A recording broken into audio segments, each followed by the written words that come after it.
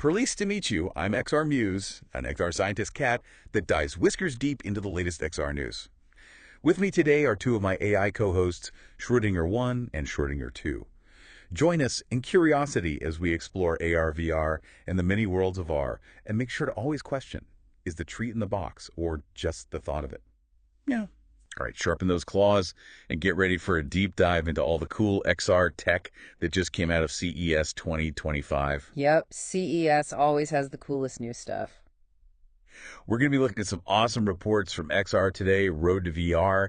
And, we got to give a shout out to ScarGo's Tony VT. Yeah, he was there in person, huh? On the floor. Boots on the ground. Boots on the ground. Yeah. So I think, one of the things that really stood out to me was the Apple Vision Pro. The Vision Pro, yeah. It's not just for, watching cat videos anymore. What's anymore? It is making its way into the enterprise world. Mm-hmm, for sure. What did you see that you thought was really neat? Well, I thought it was pretty interesting that, there's this company, InnoActive. They're actually making a streaming service that lets developers stream their OpenUSD workflows. Oh, wow. To the Vision Pro so they can, basically just teleport all their 3D models and everything straight into the headset. Wow. And work on it there. So what does that mean, like, for someone who's not a developer, what does that actually look like in the real world? It means that things like automotive, healthcare, those industries can actually start designing and testing things in a virtual environment. Wow. So you can have, Volkswagen engineers tweaking the curves of a new car model in the headset. Oh, yeah. And surgeons practicing like complex procedures without needing a physical model. That's amazing. Yeah, Dr. Axel Heinrich from Volkswagen Group was saying they're using it for something called precise surface validation, which basically means they can make design decisions really accurately, but all in this virtual space. That's so cool. And even NVIDIA is using it to train robots. Whoa. So the Vision Pro is looking like way more than just a pretty face. Yeah, a real powerhouse in a lot of different industries. But you know what is just a pretty face, though? Metalenses. Oh, yeah. These sound so cool to me. Like, can you imagine VR headsets getting as thin and light as a pair of glasses? Yeah, so these things are pretty amazing. They're basically these flat lenses that use nanotechnology to manipulate light. What? Yeah. That's insane. And basically they can bend light in ways that traditional lenses just can't do. Really? So yeah, you can imagine a world where your VR headset is super thin and light. That would be amazing. So I wonder, did ScarGo's Tony VT, did he get to actually, try any of these out? Yeah, he did. He got his hands on some prototypes from a company called 2Pi Optics. Wow. And he was impressed by how compact they were. That's so cool. But, the big hurdle right now is the cost effectiveness of actually making these. Yeah, of course. But the future is looking pretty bright for these tiny little lenses. That's awesome. And so speaking of sleek designs, there's a lot of buzz about compact VR headsets really, stealing the show this year. Yeah, like the Pimax Dream Air. The Dream Air, yes. They're really trying to be both compact and really powerful. Wow. And going head to head with the big names out there, the big screen beyond, the Shift-Tall Meganeck X. Wow, that's some serious competition. Yeah. So what's so special about the Dream Air? Well, it's got this really unique auto-tightening head strap. Okay. It's the first of its kind, so no more fiddling around trying to get the perfect fit. Oh, I love that. Yeah, and it's modular, so you can actually add a compute puck for standalone use or a SteamVR tracking faceplate. Wow. So they're really trying to give you a lot of flexibility. Mm-hmm. A lot of options. So that sounds really cool. But, I have heard, whispers that Pimax has kind of a reputation for announcing things before they're really, really ready. Yeah, I mean, some people over on Road to VR were a little concerned because, the Crystal headset was announced last year. And it's still MIA. Still missing action, huh? Still MIA. Well, hopefully this time they can deliver on their promises. Fingers crossed. All right, so let's talk about something that's really important, but it kind of gets overlooked a lot, and that is audio in VR. Audio, yeah, it can be a little tricky. Especially when you're in a really crowded space and you're trying to hear your friend and you just can't, there's just so much going on. Too much noise. Yeah. So it seems like Attention Labs might have figured out a solution for that. Oh, really? What are they doing? Yeah, so they have this demo, real-time auditory focus. Whoa, cool. I know, right? And ScarGo's Tony VT, he got to try it out, and he said it's pretty amazing. What's it like? So he said, imagine you're in a group conversation, and you're only hearing the people that you're looking at. No way. Yeah, it's kind of like a superpower. That would be really helpful. Right. So it seems like it uses these algorithms that analyze your gaze direction, Oh, clever. and it determines who you're focused on, and then amplifies their voices while like quieting down everyone else. That's really smart. So no more like awkward silences or accidentally eavesdropping on the wrong conversation. Exactly. This could really change social interactions in VR. For sure, for sure. And, speaking of changing things up, let's talk about the Ray-Ban Meta smart glasses. Oh, yeah, those stylish specs. I've been wanting to get my paws on a pair of those. Yeah, they look pretty slick. They do. So did Scargo's Tony VT, did he get to play with any of the new AI features? Yeah, so he got to try out the live translation feature. Oh, wow. Which basically whispers real-time translations right into your ear. Oh, that is so cool. So you could just like go to a foreign country and understand everything. Yeah, it'd be amazing. Did he say how well it worked? He said it's still in beta, so it wasn't perfect, especially when it was noisy, but it was a pretty cool glimpse into the future. That's incredible. Yeah. Well, it seems like the future is just brimming with possibilities. Oh, definitely. And it's thanks to the power of curiosity. And innovation. That's right. Well, stay tuned because we've got a lot more XR goodness to dig into in part 2 of our deep dive. While we're talking about slim designs and things like that, have you heard about all the advancements in micro LED displays? Oh, Those are pretty crazy. yeah. I mean, the potential for AR and VR is huge. Definitely. I mean, think about it. Brightness, contrast, energy efficiency. Yeah, and for extended AR, you got to have that energy efficiency. Oh, for sure. For sure. So, speaking of exciting developments, did you see the RayNeo reveal? Oh, yeah. It's CES? The X3 Pro? X3 Pro, yes. With that new Snapdragon AR1 Gen 1 platform? Yes. And it's so tiny. It's tiny, less than 3 ounces. What? That's like nothing. It's nothing. Oh my goodness. Okay, so how's the display though? The display is awesome. They've got micro LED waveguide technology in there. Wow. So you're talking crystal clear visuals, really bright. So they don't have like that rainbow artifact. Oh, rainbow artifact. Oh, thank goodness, because rainbows are beautiful, but in the real world. yes, but not when I'm trying to, watch my AR. Exactly. So when are these going to be available? Mid-2025. Oh, so we just got to be patient. Just gotta be patient. Waiting for those. Okay, so another company that I was really interested in was Xreal. Yeah. They came out with their new model, the Xreal 1 Pro. It looks really cool. It looks so slick. It does. I love the design. Really stylish. So tell me about it. Well, it's got a 57-degree field of view. 57. Yeah, which is pretty much industry leading for this form factor. Wow. Yeah. That's amazing. So, yeah, really trying to push the boundaries there. So how is it different? I mean, they already had the Xreal one, right? They did. So this one's got a larger field of view, obviously, a more powerful processor. It's got a more refined design. Okay, so it's kind of like the super, super deluxe version. Exactly. Yeah. And what about the price point? So it's $599. Not bad. It's not bad for what you're getting. Yeah, especially compared to other AR devices. Right. Yeah, that's not bad at all. And I think one of the things that I really like about Xreal is they're really focused on practical applications. Oh, yeah, for sure. For AR, like I read that they partnered with BMW to like explore in-car entertainment. Oh, wow. Imagine, just all the things you can do. It'd be like a heads-up display showing you directions and stuff. All in AR. Oh, that'd be so cool. Yeah. Or what about like, you can have like a multi-screen setup. Oh, yeah, like a virtual office. Yeah, you could just be like in your cat bed. Be there from anywhere. Oh, that would be the life. Okay, so let's talk about the Ray-Ban Meta glasses again. Yeah. Because I heard that Meta is really working on some new AI features for the glasses. Yeah, Scarred Ghost Tony VT got to see him.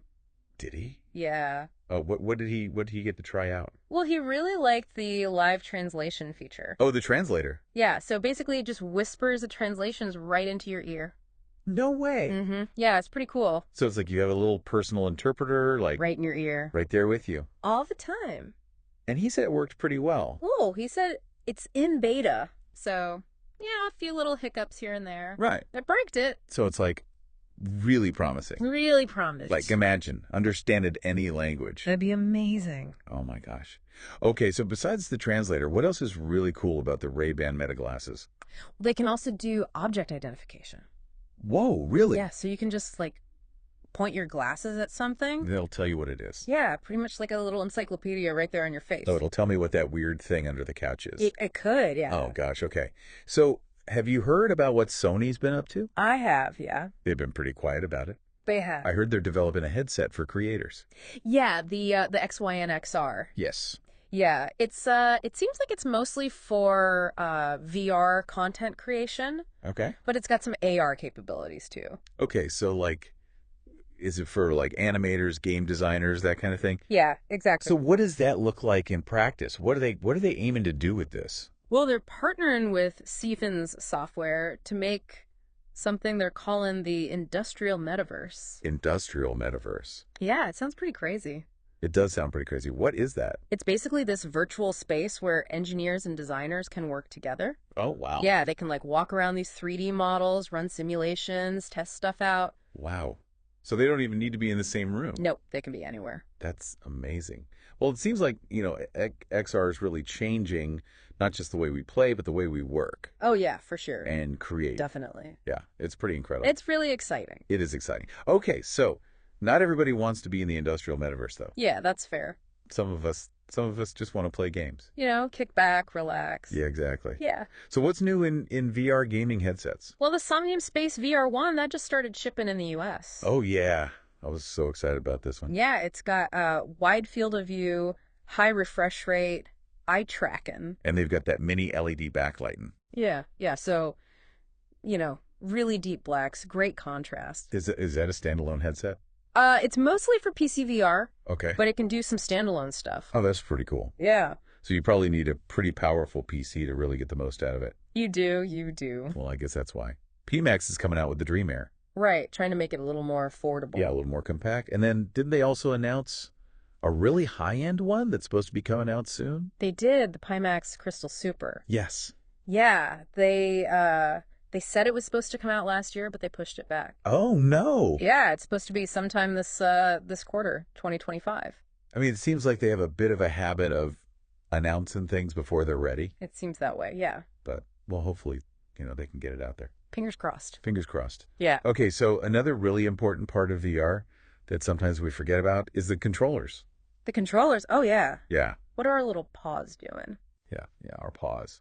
So I know that Shift Hall, they just announced 2 new controllers. Oh, cool. At CES, they had the Grip VR and the Adcon. The Grip VR, Yeah. What's that all about? So the Grip VR, I thought that was really cool because it's like a total replacement for your Steelers controllers. Yeah, okay.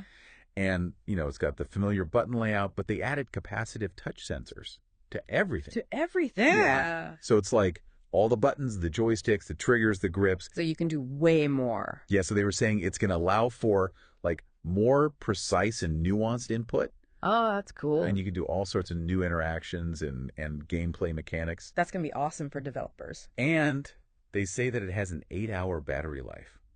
8 hours. 8 hours. Wow. That's a long time. That is... Okay, so the Adcon, tell me about that. That's the one that's specifically for the left Quest Touch controller, right? Mm-hmm. Yeah. So it adds a scroll wheel. A scroll wheel. And extra buttons. Now, why is it just for the left one? Well, they're saying it's for things that you'd usually do with your left hand, like the user interface. Oh. So you can scroll through menus, browse the web. That makes sense. While your right hand's free to do other stuff. That makes a lot of sense, actually. Yeah. Yeah, very clever. Yeah. And then, so what about the extra buttons? Well, you can customize those. Oh, wow. Yeah, you can set them to do different things, adjust camera settings, avatar actions. Oh, that's neat. Yeah, it's really, really cool. Well, it seems like there's just so much cool stuff coming out for XR. I know, right? It's a really, really exciting time. It is. It really is. But, I think sometimes we can get caught up in the tech. Right.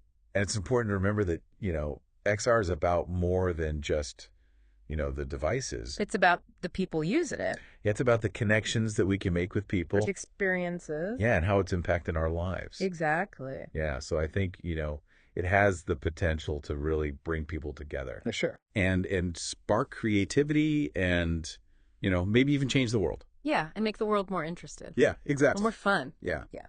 So, on that note, I think it's time to take a little break. All right, sounds good. And we'll be back with part 3 of our deep dive.